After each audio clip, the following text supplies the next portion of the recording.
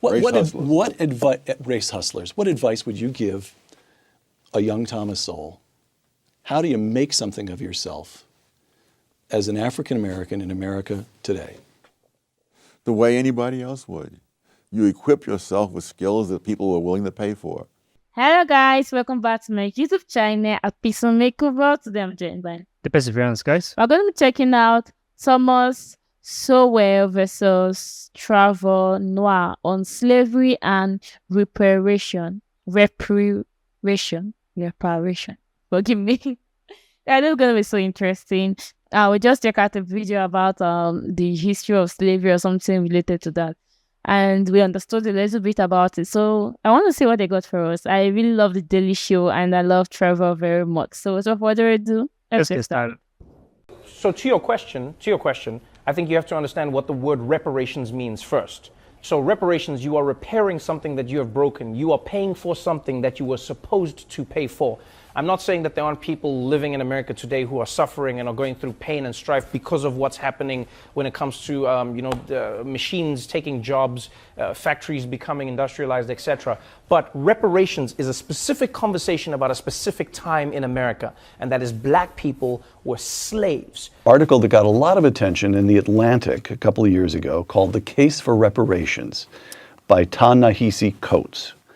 Quote, "White supremacy is a force so fundamental to America that it is difficult to imagine the country without it.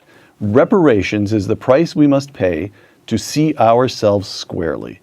Close quote. And Tom Sowell, who actually saw Jim Crow with his own eyes and experienced it, responds how?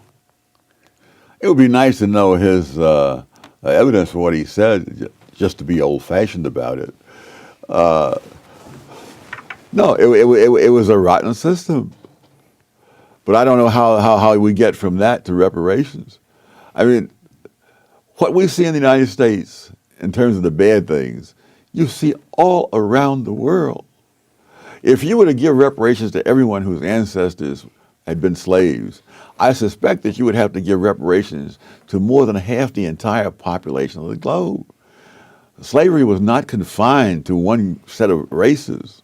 I suspect that most of the people who were either slaves or slave owners around the world were neither white nor black. I mean, this was a universal curse of the human species. Africa, the Middle East, Asia, slavery took place everywhere. And it continued elsewhere long after it was abolished in the Western countries. Right. You know what I mean? I've even heard people say like, oh, but there were some of the Irish who were indentured. Like, yeah, slavery. Look at the numbers, look at the time, look at the level of work. You could not work toward your freedom. For most black people in America, this was a time when you lived and died as a slave. And so that's what reparations is about. The other thing, I have a slight sidebar in there on the history of slavery. Mm-hmm. The history of slavery existed all over the world for thousands of years among all sorts of people, as far back as the history of the human species goes.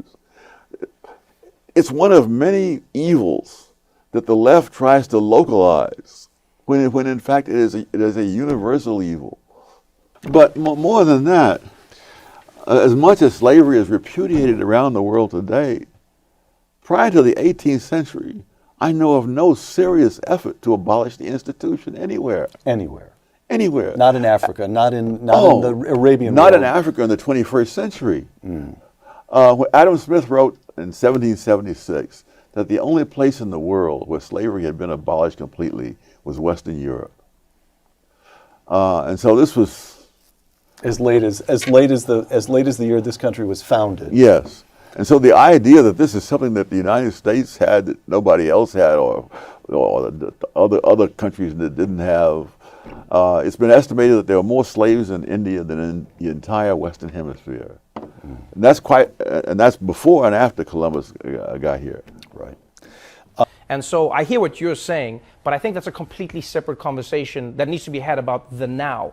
Because if you are not careful, what you then do is you combine everybody's suffering into the same bowl and you make it seem like all injustices have the same weighting, and they don't. Just like crimes. You know, theft isn't the same as murder. We don't try them the same way. And as much as there is a white person who's suffering today, I feel for anybody who's suffering, because I know what it's like to be poor. I know what it's like to suffer. I didn't come from a wealthy family. We struggled when I was growing up. But I also understand that there are levels of that suffering, you know? And so sometimes white people, it does block a white person, because you go, white privilege, and a person goes, I'm poor and I'm white. Where's the privilege? You know, white people are like, I wish I could activate my white privilege. I wish I could do it right now. White privilege, give me something. I get that. I get that. Trust me, I get it. It is hard to accept that you have benefits because of the color of your skin if you cannot see the benefits that you have. The book that I'm writing now, I discovered this is true not only in the United States, it's true in England, and the situation is wholly different. And yet, if you read the data, for example, from London, the educational tests and so forth, you see that there, immigrants from Africa pass this test they have. I'm talking about low-income people now. Nearly 60% of the time. Blacks from Caribbean, like 50%, so on. Native-born whites in the same low-income bracket pass this test 30% of the time. And it's the same thing. The foreign people come in, they haven't had generations of being steeped in the welfare state vision, the vision of grievances, victimology, and resentments, the idea that there are enemies out there dedicated to keeping you down. That's the message that's been pumped into the head of the white lower class in Britain, and that's the image that's been pumped into the black low-income people in the United States, and the results are the same in both cases. But the thing I try to explain to a person is, think of it more like golf. Don't think of it as privilege, then think of it like a handicap, right? In golf, they acknowledge that you are in a position where you need so many advantages to be competitive in the game. Is that we ought not to be doing this? You know, there are various laws and policies that benefit one group at the expense of another. But I think affirmative action has the distinction of being one that it harms everybody, though in different ways. And so there's a lot of evidence that there are black kids who have all the qualifications to be successes in college, who nevertheless are failures because they are systematically mismatched with institutions whose standards they don't meet, even though they may meet the standards of 80 or 90% of the colleges in America. I remember first aware of this when I was teaching at Cornell, and I found that half the black students at Cornell were on some kind of academic probation. And so I went over to the administration building and looked up the SATs of these students. The average black student at Cornell at that time scored at the 75th percentile. Which is pretty darn good. Yes. And so that means that in most colleges in this country, they would have no trouble, and many of them would be on the dean's list. But at Cornell, the average liberal arts student at that time was in the 99th percentile. And when you're teaching the students like that, you teach at a pace that most people of any race cannot keep up with. And it was always complained that I was assigning all kinds of reading. But heck, I'm teaching kids who are in the top 1%. They can keep up with the reading that I'm assigning. So Cornell was taking very talented black kids and spending 4 years teaching them to feel inadequate. Yes, and succeeding at that. Right? So what they say is you have a handicap of 15, so that means like you're going to be hitting from this tee and you get more chances to get the ball in because we understand the position you're in. And if you're a black person in America, from slavery, from day one. Pondering all this, I noticed something, a column that you wrote, this is a couple of years ago, in which you rebutted Nicholas Kristof of the New York Times. And Kristof had ascribed the gaps between African Americans and whites in America, gaps in wealth, gaps in educational achievement, the usual gaps, to, and this is a quotation from Kristof, to the lingering effects of slavery, close quote. Oh, yes. And here's Tom Sowell, quote, if we wanted to be serious about evidence, we might compare where blacks stood 100 years after the end of slavery with where they stood after 30 years of the liberal welfare state. In other words, we could compare hard evidence on the legacy of slavery with hard evidence on the legacy of liberals, close quote. And the number of injustices that have held black people back in America amount to an insurmountable, like you look at black people's freedom, you look at black people's land, just land alone. The amount of wealth you can acquire over time if you own land is exponential, because you have the land, you have the fact that you can borrow based on the land, you have the fact that you can use the money that you have borrowed to grow more wealth, you can use it to grow your family's wealth. Just taking that away from black people alone. Right, right. And also, if you think you've been wronged, your recourse might also be more likely to politics, to try to redress this whole redistribution, Yes. Oh, yes. rather than hit the books, acquire the skills, get the job. But the other thing too, one of the my favorite statistic in there is that the poverty rate among blacks as a whole is 22%. Mm-hmm. Among whites as a whole is 11%, and among black married couples is 7.5%. So And it's been and black married couples have never had a poverty rate as high as 10% in any year since 1994. all right. So to the cry, what is to be done? Tom Sowell answers: It's been done. get but an education, get married, have kids after you get married. That's sort of the answer, right? Well, yes, and the things that work for other people tend to work pretty generally. All right.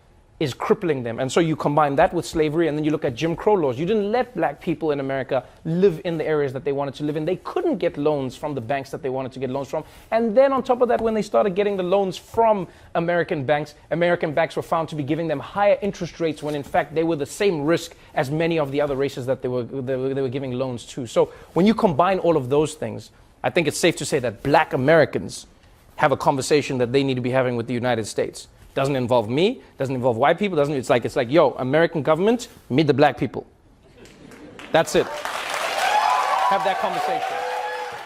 In terms of political leaders, all the incentives politically are for black leaders to blame all problems in the black community on the larger society. And that enables them to take on the role of being the defender of the black community against enemies, which in turn creates the situation in which many blacks don't feel that anything that they do is going to help themselves unless it's done politically as a group. That there's no point. I mean, why would you, if you believe what they say, why would you want to knock yourself out in school knowing that the man is not going to let you get anywhere? Well, one of the most pathetic things I heard in recent years was a young black man saying that, at one point he thought he would join the Air Force and become a pilot. And then he says he realized that the white man is not going to let a black man become a pilot. And he was saying this decades after the Tennessee Airmen had established their reputation in combat in Europe. But the hopelessness is one of the big products of the race industry. That you have no chance. I remember giving a talk at Marquette, and at the end of the talk, among the questions that was asked, a young black man got up and he said, "Even though I am graduating from Marquette University, what hope is there for me?" And having gone through college when I was in the 50s, I don't remember any blacks saying that in the 1950s, when there was a lot more obstacles to overcome than there were when this guy is graduating from Marquette. But you have to produce that kind of feeling in order to serve the interests of those in the race industry. Somewhere, watching this interview, there's a young Thomas Sowell. There's an African American who's smart and wants to do something with his life. It seems to me we've already got one piece of advice you'd offer to him is stay away from the races industry. Stay away from the race hustlers. What advice would you give a young Thomas Sowell? How do you make something of yourself as an African American in America today? The way anybody else would. You equip yourself with skills that people are willing to pay for. All right. Tom? This was amazing. Pretty long. Yeah, very long. But it's kind of like the same storyline. They were giving according to the story in the history of slavery. And then he's the one that wrote. With that book, yeah. So I kind of like understand where it's coming from and what he mean. And I was educated. It's smart from him. So this was really nice, and I really enjoyed myself watching it. And the more you keep watching about these videos, the more you learn more about history and what really transpired before you were born, and know more. Like you remove that feeling, like that's when you know everyone. We are all together. We are all one. So don't see by someone's skin color or by how they act, because the way they act, someone being black can also act the same way. So we are all one. Those history, human did such things for survival and to make their life easier. So we move on and learn more. History is a really amazing subject to look into. This is really amazing for me. I enjoyed myself watching it. What do you think? I feel I would have enjoyed the video a lot better and understand it a lot better if it was two separate videos. Yeah, kind of. Because this one, they're just picking out of context from each video. Yeah, because I understand Trevor's part. I understand what he's saying. And if you see at the end, when he was talking about the fact that if the Black Americans want to borrow money, the interest rate is a lot higher than the normal white people. And he's not blaming it on the white people. I said that the government need to have a communication with the Black people, because it's the government are the ones that control literally everything. So they can be able to know how the bank will settle everything so that we be equal for everybody. And he himself is not a Black American. He's from a country in Africa. I don't know the country he's from. I think South Africa also, but I'm not really sure. So he's just like explaining what he understands. And this man, I feel he's trying to say that don't limit yourself because of your skin color. Yeah. Like, that's my own understanding. When he's talking about the guy that wanted to be a pilot and he was just complaining about the fact that the white man won't let you fly, white man won't let you fly. He said that in 1950, they didn't have that kind of imagination. Even when it was harder then, they were thinking positively. And he said being hopeless is it's a very bad thing. Like, when you're just hopeless, you just feel like nothing will change. And like, it just puts you in a situation that you can't move forward, you can't persevere, you can't achieve anything because you already feel hopeless, and the only thing you can do is just to complain about this person is doing this, that person is doing that. I feel if you have a dream, push for it. I feel these days that everyone is calm, everyone is quiet, everyone just like it is what it is, whatever happens. But in the 90s, in the 2000, a lot of people push for what they want to be. If you see a lot of all these self-made billionaires and millionaires, they'll tell you how they started.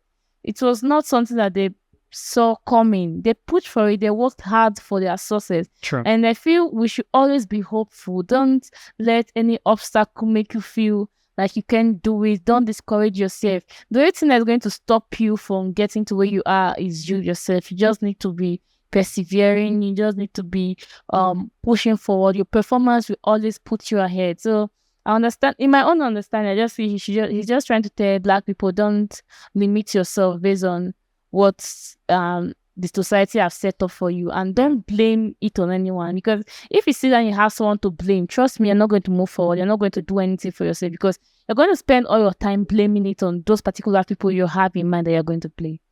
But this was a wonderful video, and I really want to see more videos of it. So guys, do let us know what you think about our reaction. Please don't forget to like, subscribe, and share our videos. See you on the next one.